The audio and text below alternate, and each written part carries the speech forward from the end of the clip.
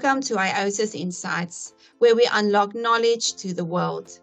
I'm joined today by Professor JM Vorster, author of the open access scholarly book titled Finding a Moral Compass for South Africa. Where are we? Where could we go? The Northwest University in South Africa has generously supported this publication by AOSIS Scholarly Books. We are going to find out about this book's contribution to the specific scientific discourse.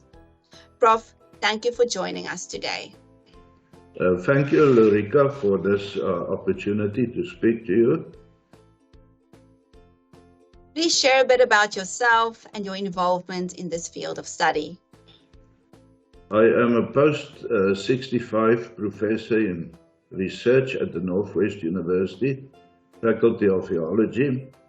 My lifelong engagement in theology was in the field of ethics, and specifically political ethics. And I studied political theology since the 60s, in the time of democratization in South Africa, focusing on the South African scenery, and especially then after 1994 about how we could enhance a moral stance in South Africa and promote moral agency by particular role players such as churches and Christians. Thank you. And what is this book's contribution to proposing a moral compass that can direct the community toward allowing for the flourishing of life? Lurica, as I think many people are, I'm also very much concerned about developments in South Africa. We remember the time in 1994 when we all had immense hope for peaceful development in South Africa. And where we are today, we see the moral decay, and especially the poor situation of marginalised people in South Africa. And it's clear to us that something is wrong, something is really wrong, and it can be approached from many angles, but my angle is morality. Something is wrong with the moral stance and moral agency in our country by leadership and, of course, all other role players. Now, in the first part of this book, I discussed colonialism and tried to mine out and excavate the deeper problems of coloniality. And there are many, but I think the most popular or the one that is really serious is the land issue.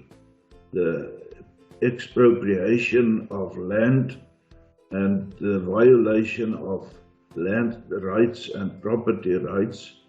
And with this process also the demise of family life, which I think we are reaping the fruit today of migrant labor and everything that accompany this movement.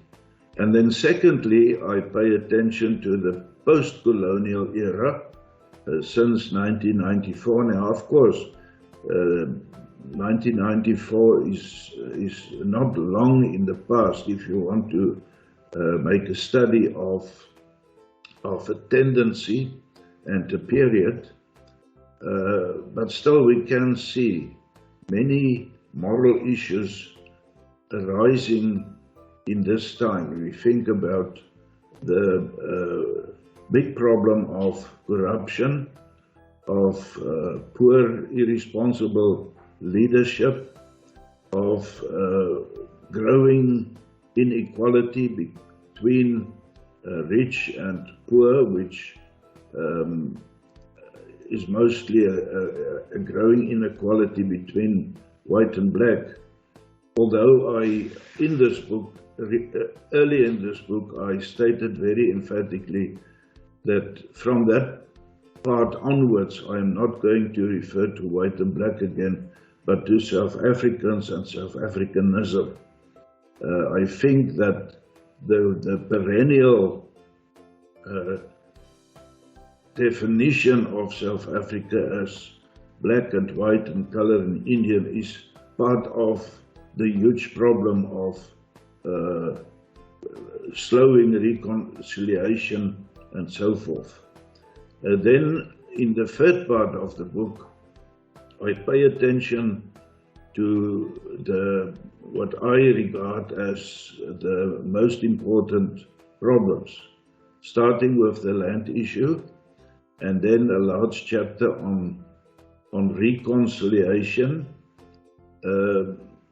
Although I'm not approaching this book as only from a Christian reformed moral position, I engage with other moral traditions also.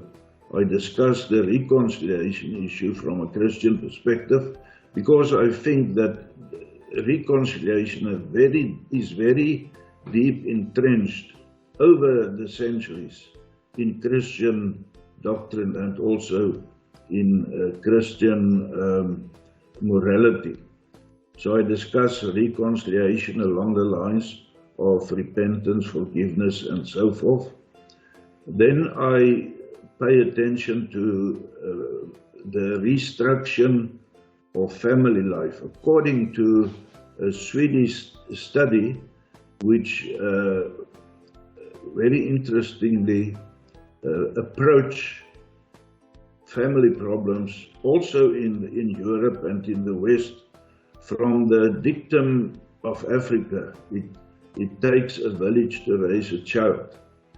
And the village can be any in-group, it can be a Christian congregation, it can be a club, it can be any grouping that accommodate people.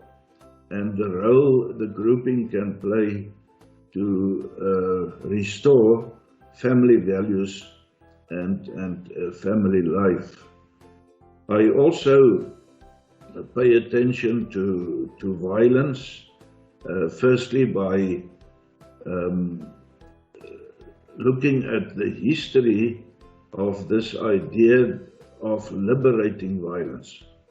We know in the time of decolonization, violence was romanticized as liberating violence, violence that bring freedom over and against the structural violence of the system. Now, there's a lot to say about the issue of liberating violence, but I think in South Africa this idea spilled over to ordinary social life, and people too easily clothe their actions by this concept of liberating violence, and it spills over to crime and all the other things. Then also something about moral leadership.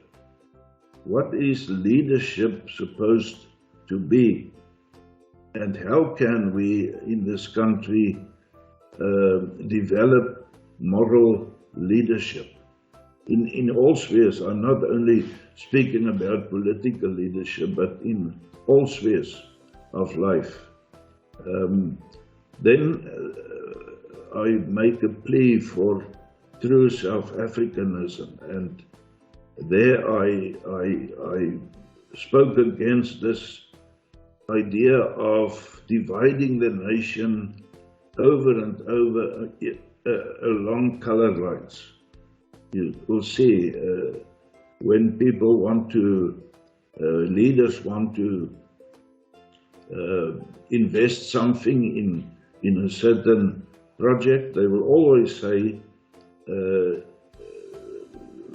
we approach this project from the stance of white, black, colored and Indian, as we have seen now again recently regarding job opportunities.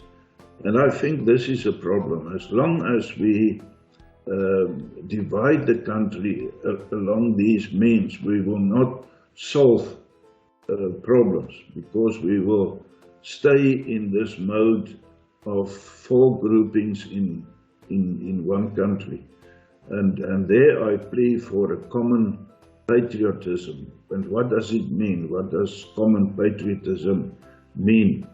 And how could it spill over to our children and the next generation? I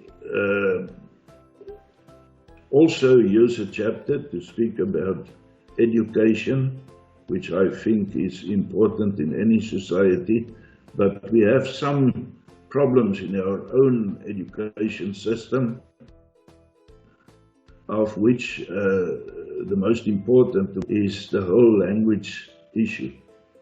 Too many learners in our country have to do their studies in a second or third language.